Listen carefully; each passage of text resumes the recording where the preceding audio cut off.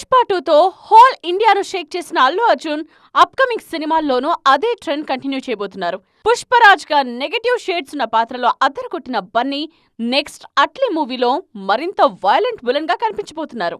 దేవరగా తను నమ్మిన దానికోసం చంపడానికైనా చావడానికైనా సిద్ధపడే క్యారెక్టర్లో కనిపించిన తారక్ నెక్స్ట్ మూవీలో మాత్రం కాంట్రాస్ట్ రోల్లో నటిస్తున్నారు.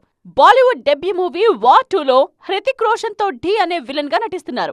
అయితే ఈ సినిమాలో తారక్ క్యారెక్టర్ లో ఓ సర్ప్రైజ్ ఉంటుందని ఊరిస్తున్నారు makers. Pan India Baahubali Prabhas కూడా నెగటివ్ రోల్ మీద మనసు పడ్డారు. సలార్ లాంటి సినిమాల్లో రూత్లెస్ రోల్స్ చేసినా పూర్తిగా విలన్ అనిపించే క్యారెక్టర్ ఇంతవరకు చేయలేదు.